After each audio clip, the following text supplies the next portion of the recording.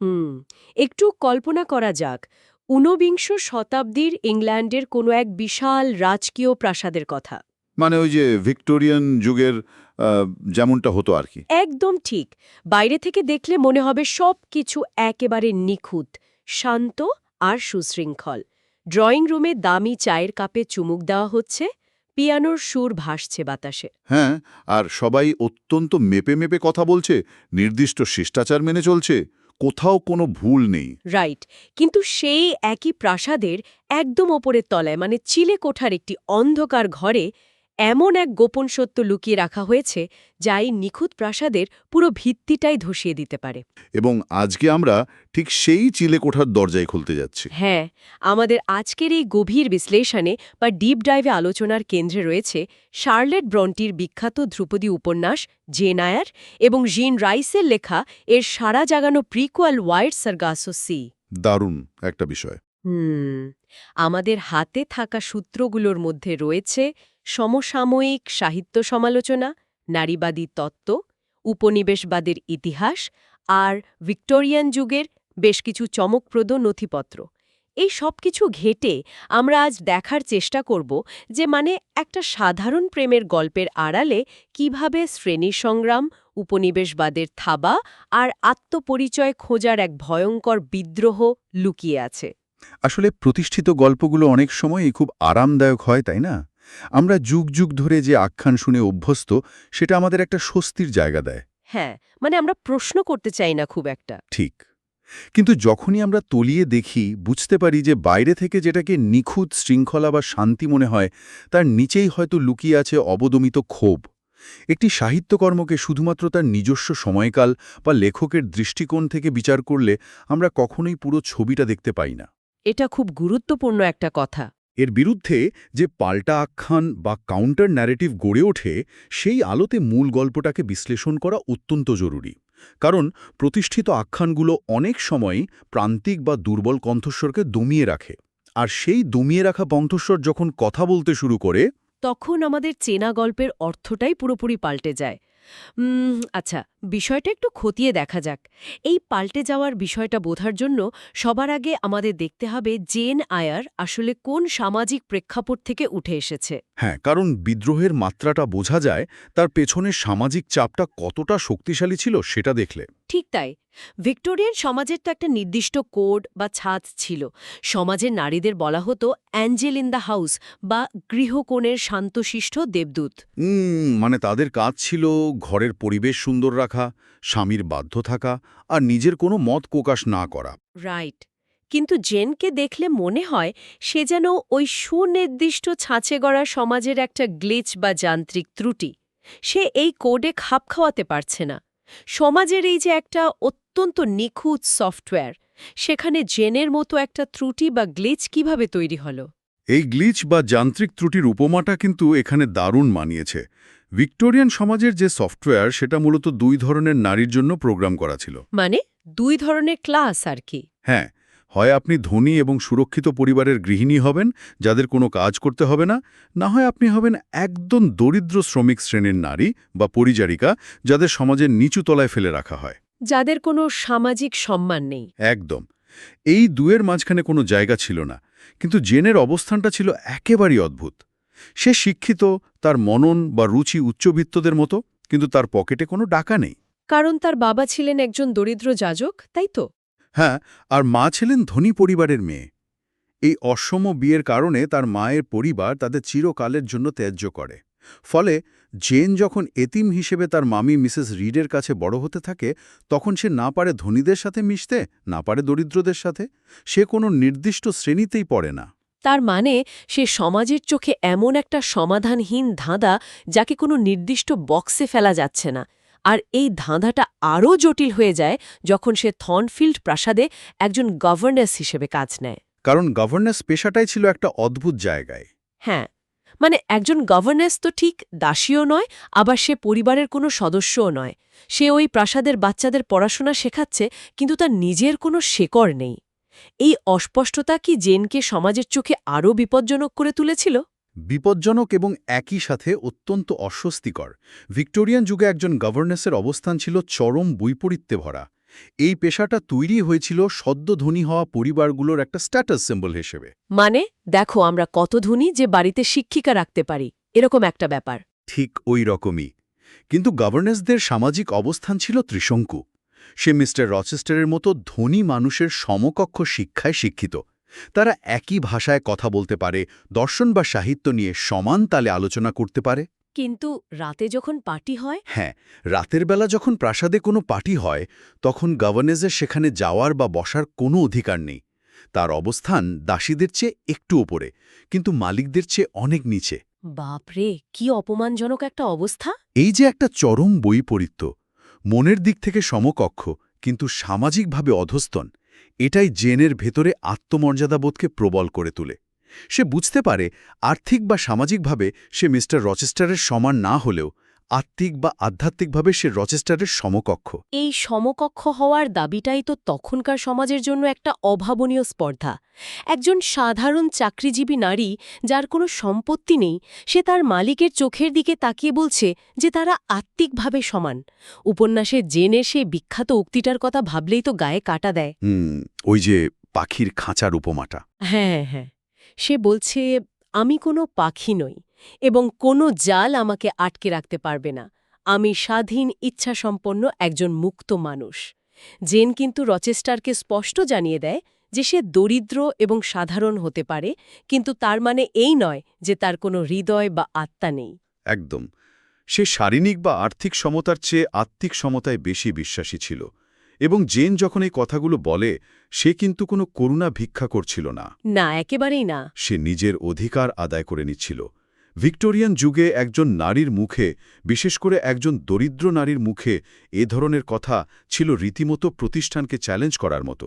Right. Gen প্রমাণ করে দেয় যে মানুষের আসল পরিচয় তার ব্যাংক ব্যালেন্স বা জন্ম পরিচয় নয়, বরং তার আত্মিক শক্তিতে।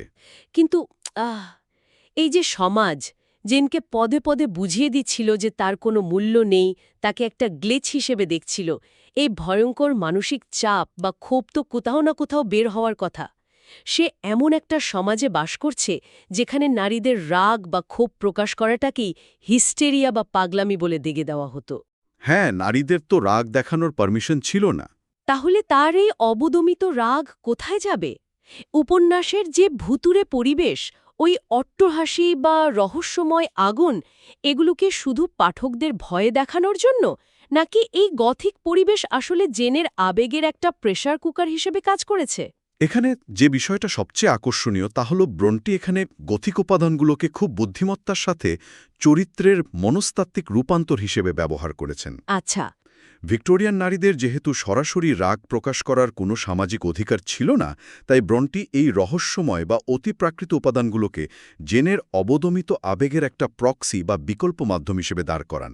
তার মানে ভয়টা আসলে ভুতুরে নয়, মানসিক। একদম তাই।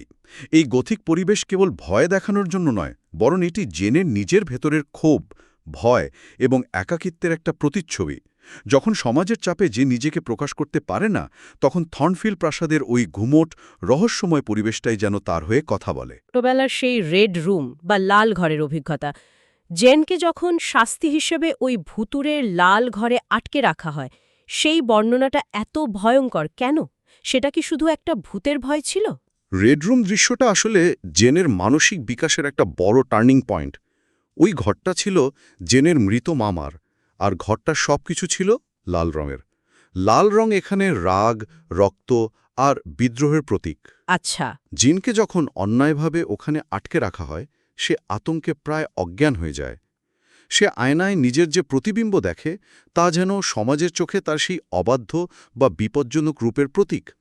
সে নিজেকে একটা ভুতুরে সত্তা হিসেবে দেখে। মানে সমাজ তাকে যেমন দৈত্যভাবে, সে নিজেকে তেমনই দেখছিল। ঠিক। কিন্তু সবচেয়ে গুরুত্বপূর্ণ বিষয় হল, এই ভয়টাই জেনের জন্য একটা প্রেসার কুকারের মতো কাজ করে। ওই দম বন্ধ করা ভয়ঙ্কর অভিজ্ঞতাই জেনের ভেতরে প্রথমবারের মতো বিদ্রোহের আগুন জ্বালিয়ে দেয়। ভয়টা যখন চরম মাত্রায় পৌঁছায়, তখন সে বুঝতে পারে যে তার আর হারানোর কিছু নেই। রাইট। তাকে অন্যায়ভাবে শাস্তি দেওয়া হচ্ছে এবং তাকে এর প্রতিবাদ করতে হবে। এই ঘর থেকেই বের হয়ে জেন প্রথমবারের মতো তার মামির মুখের ওপর জবাব দেয়। তার মানে শারীরিক বন্দিদশা থেকেই তার মানসিক মুক্তির শুরু। ওই গথিক ভয়টাই তাকে নিজের অধিকার সম্পর্কে সচেতন করছে। আর মিস্টার রচেস্টারের সাথে তার যে সম্পর্ক, সেখানেও তো একটা অদ্ভুত রহস্যময় ব্যাপার আছে। তারা যেন একে অপরের মনের কথা পড়তে পারে, অনেকটা টেলিপ্যাথির মতো। হ্যাঁ, তাদের মধ্যে এক ধরনের আধ্যাত্মিক সংযোগ ছিল যাকে বলা যায় কিন্ড্রেড স্পিরিটস বা সমমনা আত্মা। তাদের এই যোগসূত্র প্রচলিত সামাজিক নিয়মের অনেক ঊর্ধ্বে। একদম সমাজের ছকের বাইরে। হ্যাঁ, থর্নফিল্ড প্রাসাদের ওই বিশাল অন্ধকার আর গথিক পরিবেশটা আসলে জেনের নিজের ভেতরের প্রবল আবেগ, আকাঙ্ক্ষা এবং স্বাধীন সত্তারই একটা মনস্তাত্ত্বিক আয়না। সমাজ যেখানে জেনকে একটা নির্দিষ্ট গণ্ডিতে বেঁধে রাখতে চায়, গথিক পরিবেশ সেখানে জেনের মনকে অসীম সীমানায় ছড়িয়ে দেওয়ার সুযোগ করে দেয়। এই অতিপ্রাকৃত আবহ না থাকলে জেনের ভেতরের বিদ্রোহী সত্তাটা হয়তো কখনোই পুরো মাত্রায় বিকশিত হওয়ার সুযোগ পেত না। কোন স্ত্রীর কথা, মানে বার্থা মেসন, যাকে প্রাসাদের ওই অন্ধকার চিলে কোঠায় আটকে রাখা হয়েছিল। ঠিক এই জায়গাটাই বিষয়টা সবচেয়ে আকর্ষণীয় হয়ে ওঠে। হ্যাঁ, বার্থার চরিত্রটা তো পুরো গল্পের একটা প্রধান স্তম্ভ। আমরা তো পুরো উপন্যাস জুড়ে জেনে এসেছি যে বার্থা একটা পাগল দানবী, যে কিনা শুধু রাগে গজগজ করে, জেনের বিয়ের ওড়না ছিঁড়ে ফেলে আর প্রাসাদে আগুন ধরিয়ে দেয়। আমরা তো সবসময় বার্থাকে মিস্টার রচেস্টারের দৃষ্টিকোণ থেকে দেখেছি। শুধু রচেস্টারের চোখ দিয়েই দেখেছি আমরা। আমার প্রশ্ন হল, বার্থা হঠাৎ করে পাগল হলো কেন? সে ওখানে এলো কোথা থেকে? রচেস্টারকে নিজের অতীত অপরাধ বা নিষ্ঠুরতা ঢাকার জন্যই বার্থাকে এমন দানবী হিসাবে উপস্থাপন করেনি? এই প্রশ্নটা ঘিরেই সাহিত্যের ইতিহাসের সবচেয়ে বড় পাল্টা আখ্যানটি রচিত হয়েছে। সাহিত্যিক জিন রাইসের লেখা ওয়াইড সার্গাসো সি আমাদের দেখায় যে আমরা এতদিন বার্থাকে শুধু রচেস্টারের চোখ দিয়ে দেখেছি, যে দৃষ্টিভঙ্গিটা ছিল একজন শ্বেতাঙ্গ ব্রিটিশ পুরুষের। আচ্ছা। রাইস দেখাচ্ছেন যে বার্থার আসল নাম বার্থা ছিলই না, তার নাম ছিল অ্যান্টোনেট। সে ছিল জ্যামাইকার একজন শ্বেতাঙ্গ ক্রিওল নারী। মিস্টার রচেস্টার কোনো প্রেমের টানে তাকে বিয়ে করেনি। সে মূলত ৩০,০০০ পাউন্ড যৌতুকের বিশাল সম্পদের লোভে অ্যান্টোনেটকে বিয়ে করেছিল। দাঁড়ান, তার মানে যাকে আমরা যুগ যুগ ধরে একটা ট্র্যাজিক রোমান্স হিসাবে দেখে এসেছি, সেটা আসলে কোনো প্রেমের বিয়ে ছিল না। এটা পুরোপুরি একটা আর্থিক চুক্তি ছিল। একদম তাই, পুরোটাই টাকার খেলা। আর বিয়ের পর রচেস্টার সেই টাকা নিয়ে তাকে ইংল্যান্ডে এনে চিলেকোঠায় বন্দি করে রাখে। শুধু বন্দি করে রাখেনি, তাকে তার শেকড় থেকেও সম্পূর্ণ বিচ্ছিন্ন করে ফেলেছিল। অ্যান্টোনেটের অবস্থাটা কল্পনা করুন। সে এমন একটা জায়গায় আটকে পড়েছিল যাকে উপনিবেশত্ব তাত্ত্বিক ভাষায় থার্ড স্পেস বা তৃতীয় পরিসর বলা যায়। থার্ড স্পেস ব্যাপারটা একটু বুঝিয়ে বলবেন? হ্যাঁ, মানে হোমিকে ভাওয়ায়ের তত্ত্বে যেটা বলা হয় আর কি। সে জামাইকায় জন্মালেও স্থানীয় কৃষ্ণাঙ্গরা তাকে আপন করে নেয়নি, কারণ তার পরিবার একসময় দাস ব্যবসার সাথে জড়িত ছিল। স্থানীয়রা তাকে ঘৃণায় বলতো সাদা তেলাপোকা। ওহ, কি জঘন্য একটা কথা। আবার সে শ্বেতাঙ্গ হওয়া সত্ত্বেও ব্রিটিশরা তাকে নিজেদের সমকক্ষ ভাবত না, কারণ সে ইংল্যান্ডে জন্মায়নি, উপনিবেশে বড় হয়েছে। তার মানে তার কোনো নিজস্ব অবস্থান, পরিচয় বা শেকড় ছিল না। সে দুই নৌকার মাঝে পড়ে হাবুডুবু খাচ্ছিল। আর রচেস্টার ঠিক সেই সুযোগটাই নিয়েছে। একটা অসহায় শেকড়হীন মেয়েকে পেয়ে তার ওপর পুরোপুরি নিজের নিয়ন্ত্রণ প্রতিষ্ঠা করেছে। একদম। রচেস্টার অ্যান্টোনেটকে বিয়ে করে তখনকার পিতৃতান্ত্রিক আইন অনুযায়ী তার সমস্ত সম্পত্তির মালিক হয়ে যায়, কারণ ভিক্টোরিয়ান যুগে বিয়ের পর স্ত্রীর আর নিজস্ব কোনো সম্পত্তি থাকত না, সব স্বামীর হয়ে যেত। আইনটাই তো মেয়েদের বিরুদ্ধে ছিল পুরোপুরি। হ্যাঁ, এরপর সে চরম নিষ্ঠুর একটা কাজ করে। সে অ্যান্টোয়ানেটের নাম পরিবর্তন করে রাখে বার্থা। অ্যান্টোয়ানেট নিজের নাম হারাতে চায়নি, কিন্তু রচেস্টার জোর করে তার পরিচয় মুছে দেয়, কারণ বার্থা একটা খুব সাধারণ, গ্রহণযোগ্য ইংরেজি নাম। এটা তো পরিচয় মুছে দেওয়ার একটা ভয়ঙ্কর পদ্ধতি। এটা হচ্ছে উপনিবেশিক আধিপত্যের সবচেয়ে নোংরা এবং মনস্তাত্ত্বিক রূপ, কারণ নাম আর পরিচয় কেড়ে নিয়ে তাকে নিজের মতো করে গড়ে তোলার চেষ্টা করা। রচেস্টার তাকে ইংল্যান্ডের মতো একটা ঠান্ডা, অপরিচিত দেশে এনে 10 বছর ধরে একটা অন্ধকার চিলেকোঠায় আটকে রাখে।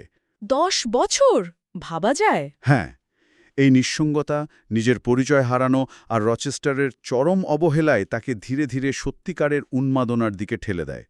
সে জন্মগত পাগল ছিল না, রচেস্টারের মানসিক নির্যাতন আর উপনিবেশিক মানসিকতাই তাকে পাগল বানিয়েছে। এটা তো ভয়ঙ্কর একটা গ্যাসলাইটিং। আমরা যুগের পর যুগ ধরে মিস্টার রচেস্টারকে একটা রোম্যান্টিক হিরো হিসেবে বেঁকে আসছি, যে কিনা তার পাগল স্ত্রীর কারণে কষ্ট পাচ্ছে, নিজের জীবনটাকে একটা ট্র্যাজেডি হিসেবে দেখাচ্ছে আর জেনে সহানুভূতি আদায় করছে। হ্যাঁ, আর ভিকটিম কার্ড প্লে করছে। অথচ আসল ভিলেন তো সেই নিজেই। সে একটা মেয়ের সম্পত্তি কেড়ে নিয়ে তার নাম মুছে দিয়ে তাকে পাগল বানিয়ে চিলেকোঠায় ফেলে রেখেছে। আচ্ছা, এই হোয়াইট সার্গ্যাসো সি উপন্যাসে তো ক্রিস্টোফিন বলে একজন কৃষ্ণাঙ্গ পরিচারিকার চরিত্র আছে। তার ভূমিকাটা কি? সে নাকি রচেস্টারের ওই তথাকথিত সভ্যতার অহংকারকে বেশ কাঁপিয়ে দিয়েছিল। হ্যাঁ, ক্রিস্টোফিন চরিত্রটি এখানে বিকল্প জ্ঞান এবং বুদ্ধিমত্তার এক দারুণ প্রতীক হিসেবে কাজ করে। সে পশ্চিমা শিক্ষায় শিক্ষিত ছিল না, কিন্তু সে ওবেয়া বা স্থানীয় ক্যারিবিয়ান লোকজ জ্ঞান এবং জাদুতে পারদর্শী ছিল। আচ্ছা, রচেস্টারের যে তথাকথিত পশ্চিমা যুক্তিবাদী চিন্তাধারা, সেটা ক্রিস্টোফিনের এই রহস্যময় ক্ষমতার সামনে এসে পুরোপুরি মুখ থুবড়ে পড়ে। ক্রিস্টোফিন রচেস্টারের চোখে চোখ রেখে কথা বলত। একজন শ্বেতাঙ্গ উপনিবেশিক প্রভুর কাছে একজন কৃষ্ণাঙ্গ পরিচারিকার এই স্পর্ধা ছিল অকল্পনীয়। মানে সে রচেস্টারকে ভয় পেত না? একদমই না, বরং রচেস্টার তাকে ভয় পেত, কারণ ক্রিস্টোফিনের জ্ঞান রচেস্টারের নিয়ন্ত্রণের বাইরে ছিল। এটি আসলে উপনিবেশিক শক্তির বিরুদ্ধে স্থানীয় সংস্কৃতির এক নীরব কিন্তু জোরালো প্রতিরোধের রূপক। পশ্চিমা যুক্তি যেখানে ব্যর্থ হয়, সেখানে স্থানীয় লোকজ জ্ঞান কীভাবে মাথা উঁচু করে দাঁড়ায়, ক্রিস্টোফিন তারই প্রমাণ। বাপরে, এতগুলো অন্ধকারের স্তর লুকিয়ে আছে এই একটা মাত্র বইয়ের ভেতর। একদিকে জেনের এই স্বাধীনতাপ্রীতি, সমাজের চোখে চোখ রেখে কথা বলা, আবার অন্যদিকে বার্থা বা অ্যান্টোনেটের এই উপনিবেশিক ট্র্যাজেডি। সমসাময়িক ভিক্টোরিয়ান সমাজ এই বইটাকে কিভাবে গ্রহণ করেছিল? এটা কিন্তু খুব ইন্টারেস্টিং একটা জায়গা। আজকের যুগে ইন্টারনেট বা সোশ্যাল মিডিয়ায় যেমন কোনো নতুন বা বিদ্রোহী চিন্তাধারা নিয়ে তুলকালাম বেঁধে যায়, ভাইরাল কন্ট্রোভার্সি বা ওই যে ক্যান্সেল কালচার বলি আমরা, তখনও কি এমন কোনো কন্ট্রোভার্সি হয়েছিল? মানুষ কি মেনে নিতে পেরেছিল এই গল্পটা? যদি আমরা বৃহত্তর প্রেক্ষাপটের সাথে এটিকে যুক্ত করি, তবে দেখব কন্ট্রোভার্সি মানে রীতিমতো যুদ্ধ বেঁধে গিয়েছিল সমালোচকদের মধ্যে। 1847 সালে যখন বইটি প্রকাশিত হয়, তখন সমাজ আক্ষরিক অর্থেই দুই ভাগে বিভক্ত হয়ে যায়। আচ্ছা, কারা সাপোর্ট করেছিল? জর্জ হেনরি লুইসের মতো কিছু প্রগতিশীল সমালোচক উপন্যাসের বাস্তববাদ, চরিত্রের গভীরতা এবং আবেগের সততার প্রশংসা করেছিলেন। তারা বুঝতে পেরেছিলেন যে এখানে মানুষের মনের ভেতরে সত্যটাকে তুলে ধরা হয়েছে।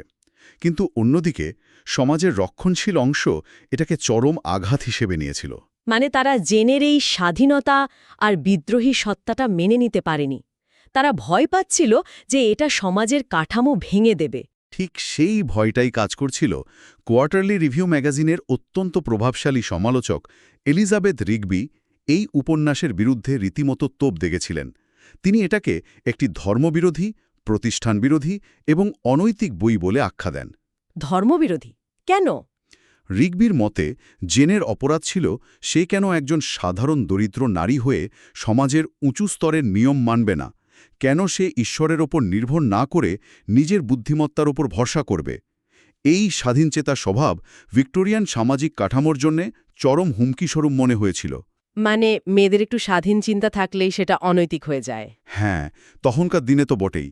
সমাজের এই প্রচলিত নিয়ম ভাঙার কারণে আর নারী লেখকদের প্রতি তৎকালীন বিদ্বেষ ও আক্রমণ থেকে বাঁচতেই শার্লট ব্রন্টি নিউকিওরের বেল নামক একটি পুরুষালী ছদ্মনাম ব্যবহার করে বইটি প্রকাশ করতে হয়েছিল। সমাজ তখনও একজন নারীর কাছ থেকে এত জোরালো প্রতিবাদ শোনার জন্য প্রস্তুত ছিল না। অদ্ভুত ব্যাপার। সে যুগে সমালোচকরা বইটার যে দিকগুলো, মানে জেনের এই বিদ্রোহ, তার স্বাধীন চিন্তা, প্রতিষ্ঠান বিরোধিতা, সবচেয়ে বেশি ঘৃণা করতেন বা ভয় পেতেন, আধুনিক যুগে সেই দিকগুলোর জন্যই এটা ধ্রুপদী বা মাস্টারপিস সাহিত্য হিসেবে স্বীকৃত। যেটাকে তারা অনৈতিক ভেবেছিল, সেটাই আজ নারীবাদী সাহিত্যের অন্যতম ভিত্তিপ্রস্তর। আর এখানেই সাহিত্যের আসল শক্তি নিহিত। ব্রন্টি সেই যুগে বসে এমন একটি চরিত্র তৈরি করেছিলেন যে কেবল তার নিজের শর্তে বাঁচতে চেয়েছিল। উপন্যাসের শেষে জেন যখন রচেস্টারের কাছে ফিরে যায়, তখন কিন্তু সে আর্থিকভাবে স্বাধীন, মানসিকভাবে আত্মবিশ্বাসী। মানে সে আর সেই অসহায় গভর্নেন্স নেই। একদম, সে আর একজন অসহায় দরিদ্র গভর্নেন্স হিসেবে ফেরে না, বরং ফেরে একজন সমকক্ষ সঙ্গী হিসেবে। সমাজ কিভাবে নিয়মকানুন তৈরি করে এবং কিভাবে স্বাধীন চিন্তার মাধ্যমে সেই নিয়মগুলোকে প্রশ্ন করতে হয়, জেন আয়ার আমাদের সেই শিক্ষাই দেয়। আর ওয়াইড সার্গ্যাসোসি? প্রতিষ্ঠিত আখ্যানের বাইরে গিয়ে সেই চিলেকোঠার অন্ধকার কোণে পড়ে থাকা প্রান্তিক বা বাদ পড়া কণ্ঠস্বরগুলোর দিকেও মনোযোগ দেওয়া কতটা জরুরি, কারণ ওই অন্ধকার কোণেই হয়তো আসল সত্যটা লুকিয়ে থাকে। তাহলে এইসব দীর্ঘ আলোচনার পর এর অর্থ কি দাঁড়ালো? ইতিহাস বা সাহিত্য সবসময় বিজয়ীদের দ্বারা বা যাদের হাতে ক্ষমতা আছে তাদের দ্বারা লিখিত হয়। আমরা সাধারণত সেই চরিত্রদের সাথেই একাত্মবোধ করি যাদের দৃষ্টিভঙ্গি থেকে গল্পটি আমাদের শোনানো হয়। হ্যাঁ, আমরা তো মূল চরিত্রের চোখ দিয়েই পৃথিবীটা দেখি। একদম। আমরা জেনের কষ্টে কাঁদি, রচেস্টারের প্রেমে মুগ্ধ হই। কিন্তু যখন আমরা ক্যামেরার লেন্সটা একটু পাল্টাই, যখন আমরা বার্থা বা অ্যান্টোনেটের জায়গা থেকে গল্পটা দেখি, তখন পুরো পৃথিবীর রং বদলে যায়। রোম্যান্টিক হিরো পরিণত হয় উপনিবেশিক ভিলেনে। দৃষ্টিভঙ্গি বদলালেই ইতিহাস বদলে যায়। এই আলোচনার শেষে একটি প্রশ্ন থেকেই যায়। যদি ইতিহাসের সমস্ত ধ্রুপদী সাহিত্য বা গল্পগুলোকে খলনায়ক বা সবচেয়ে অবহেলিত চরিত্রটির দৃষ্টিকোণ থেকে নতুন করে লেখা হতো, তবে কি দাঁড়াত? মিস্টার রচেস্টারের মতো একজন রোম্যান্টিক হিরো যদি অন্য দৃষ্টিকোণ থেকে একজন স্বার্থপর উপনিবেশিক নিপীড়ক হতে পারেন, তবে আমাদের চেনা ইতিহাসের আর কোন মহান নায়করা আসলে নিপীড়ক হিসেবে আবির্ভূত হবেন, যদি শুধু দেখার দৃষ্টিভঙ্গিটা একটু পাল্টে ফেলা যায়? এটা সত্যি খুব গভীর একটা প্রশ্ন। হ্যাঁ, ভেবে দেখার মতো একটা বিষয়। সেই নিখুঁত প্রাসাদের চিলেকোঠায় হয়তো আরও অনেক গল্প আমাদের শোনার অপেক্ষায় আটকে আছে।